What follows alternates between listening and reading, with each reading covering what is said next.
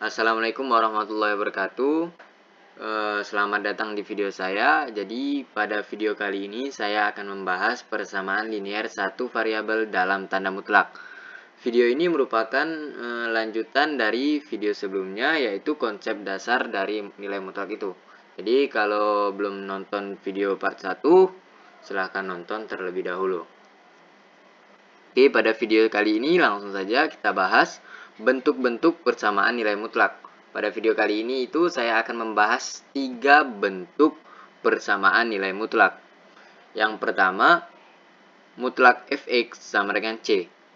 Fx itu fungsi yang ada variabel x-nya. Contohnya x plus 1, x plus 2, 2x plus 1, 2x plus 5, 3x plus 4, gitu. Dan C itu merupakan konstanta seperti 1, 2, 3, 4, 5, 6, 7, yaitu seperti bilangan asli lah, bilangan asli. Dan yang nomor 2 itu mutlak fx sama dengan gx. Fx sama seperti yang di atas tadi, dan gx itu juga merupakan fungsi yang ada variabel x-nya. Jadi seperti ya x plus 1, x plus 2 sama seperti fx tadi. Dan yang nomor 3, di kedua ruas ada nilai mutlaknya, yaitu mutlak fx sama dengan mutlak gx. Oke, langsung kita bahas saja untuk yang nomor 1. Mutlak fx sama dengan c. Pada persamaan nomor 1 ini, itu ada dua penyelesaian, yaitu fx sama dengan c dan fx sama dengan min c. Kok bisa ada yang satu positif, yang satu negatif c gitu? Oke, misalkan ada soal x min 3 sama dengan 4. Nah, dari soal x min 3 sama dengan 4 ini, maka terbentuklah x min 3 sama dengan 4 untuk x min 3 lebih dari sama dengan 0, dan x min 3 sama dengan 4 untuk x min 3 kurang dari 0. Loh, kok bisa gitu? Kok bisa x min 3 sama dengan 4? Tanda mutlaknya kemana gitu? Terus kenapa ada x min 3 lebih dari sama dengan 0? Oke, kita jelaskan terlebih dahulu ini. X min 3 sama dengan 4. Kenapa tanda mutlaknya sudah hilang? Kita hilangkan terlebih dahulu tanda mutlak ini, karena kita buat X min 3 itu bernilai positif.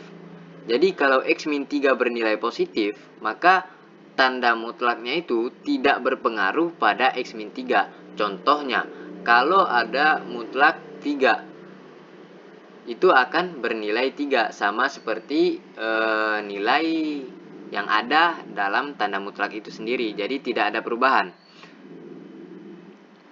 Nah, jadi kalau nilainya positif yang berada di dalam tanda mutlak itu, maka nilainya tidak akan berubah kalau keluar. Contohnya mutlak 4, mutlak 5, mutlak 6 gitu. Kan nilainya akan, kalau mutlak 6 jadinya 6 gitu. Kalau mutlak 5 sama dengan 5 gitu. Nah, jadi kalau nilai x min 3 itu bernilai positif, maka tanda mutlaknya itu bisa dihilangkan. Jadi x min 3 sama dengan 4 untuk x min 3 lebih dari sama dengan 0. Kenapa x min 3 lebih dari sama dengan 0? Ya karena kita membuat x min 3 itu bernilai positif, maka x min 3 itu harus lebih dari sama dengan 0. Karena kalau x min 3 itu kurang dari sama dengan 0, berarti x min 3 itu akan bernilai negatif. Untuk yang nomor 2, min x min 3 sama dengan 4. Loh, kok ada tanda minusnya gitu? Jadi, untuk yang nomor 2 ini, kita buat x min 3 itu bernilai negatif. Kenapa bernilai negatif? Ya, karena nilai mutlak itu memiliki ya dua nilai gitu kan.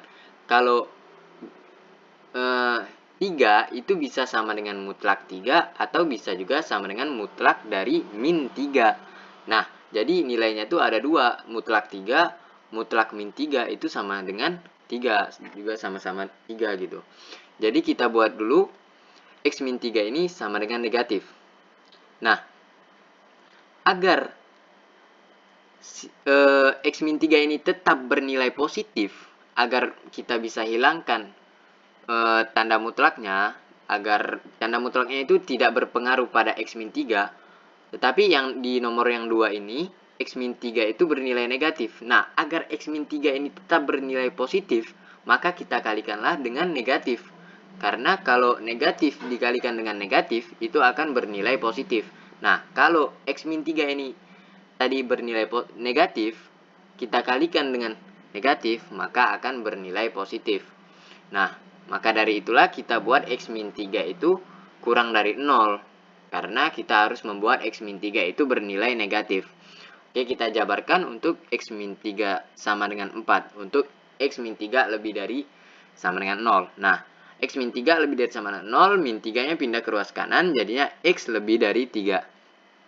Nah, untuk X lebih dari 3 ini persamaannya yaitu X-3 sama dengan 4. Nah, X-3 itu merupakan fx pada soal. Kan mutlak X-3 sama dengan C.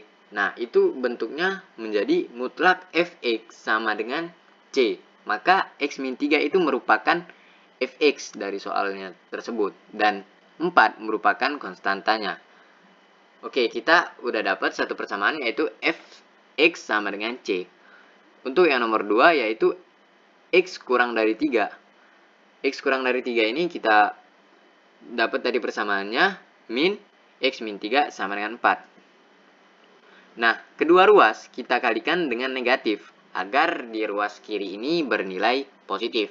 Maka dari itu menjadi X-3 sama dengan negatif 4. Nah, X-3 ini ya merupakan fx dan 4 itu merupakan C. Nah, di depan C ini, di depan 4 ini ada negatifnya. Jadi, kita tambahkan negatif di depan C-nya. Jadi, fx sama dengan negatif C. Oke, kita ke contoh soal. Misal ada soal mutlak 2x dikurang 4 sama dengan 8. Maka langsung kita masukkan saja ke penyelesaiannya tadi. Fx sama dengan C. Ya, kita buat 2x min 4 sama dengan 8. Min 4 pindah ke ruas kanan, jadi ditambah 8 ditambah 4, yaitu 12. 2x sama dengan 12. Kedua ruas kita bagikan dengan 2, agar di ruas kiri hanya tersisa nilai x. Maka 2x dibagi 2 yaitu x, dan 12 dibagi 2 yaitu 6. Terus penyelesaian yang kedua, fx sama dengan negatif C. 2x min 4 sama dengan negatif 8. Negatif 4 pindah ke ruas kanan menjadi positif 4. Min 8 ditambah 4 menjadi negatif 4. Nah, seperti tadi kita bagikan kedua ruas dengan 2 menjadi x sama dengan negatif 2. Maka himpunan penyelesaiannya yaitu min 2 dan 6. Jadi penyelesaian dari soal mutlak 2x min 4 sama dengan 8, x-nya bisa bernilai min 2 dan x-nya bisa bernilai 6. Oke, ke bentuk persamaan berikutnya, yaitu fx mutlak fx sama dengan gx. Nah, di bentuk ini juga memiliki dua penyelesaian, yaitu sama seperti yang tadi, fx sama dengan gx dan fx sama dengan min gx. Tetapi pada bentuk kali ini ada syaratnya, yaitu gx harus lebih dari sama dengan 0. Kenapa gx harus lebih dari sama dengan 0? Jawabannya yaitu karena nilai mutlak tidak akan pernah bernilai negatif atau kurang dari 0. Nilai mutlak akan selalu bernilai positif. Kenapa? Karena nilai mutlak merupakan jarak. Nah, penjelasan ini sudah saya jelaskan di video pertama di konsep dasar dari nilai mutlak. Oke, kita langsung ke contoh soalnya. Misal ada nilai mutlak 3x ditambah 1 sama dengan 4x dikurang 1. Maka penyelesaian yang pertama yaitu fx sama dengan gx. 3x plus 1 sama dengan 4x min 1. Nah, 4x kita pindahkan ke ruas kiri menjadi min 4x, dan plus 1 kita pindahkan ke ruas kanan menjadi negatif 1. Kita kurangkan 3x dikurang 4x menjadi negatif x, dan min 1 dikurang 1 menjadi negatif 2. Kita kalikan kedua ruas dengan negatif 1 agar di ruas kiri tinggal bernilai x. maka menjadi X sama dengan 2. Untuk penyelesaian yang berikutnya yaitu Fx sama dengan min Gx. Jadi 3x plus 1 sama dengan negatif dari 4x min 1. Negatif ini kita kalikan ke dalam tanda kurung, yaitu menjadi negatif dikalikan dengan 4x menjadi negatif 4x, dan negatif dikalikan dengan negatif 1 menjadinya positif 1. Jadi min 4x ditambah 1. Nah, min 4x ini kita pindahkan ke ruas kanan menjadi 3x plus 4x, yaitu 7x, dan 1 kita pindahkan ke ruas kanan menjadi 1 dikurang 1, yaitu 0. Nah, kedua ruas kita bagikan dengan 7 menjadi X sama dengan 0. Nah, belum sampai sini kita harus uji syaratnya terlebih dahulu. Uji syarat. Gx harus lebih dari sama dengan 0. Ingat syarat itu. Untuk X sama dengan 2. Gx lebih dari sama dengan 0. Nah, Gx pada soal yaitu 4x min 1. Lebih dari sama dengan 0. Kita gantikan X-nya menjadi 2. Yaitu menjadi 4 dikali 2 dikurang 1. 4 dikali 2 yaitu 8 dikurang 1 lebih dari sama dengan 0.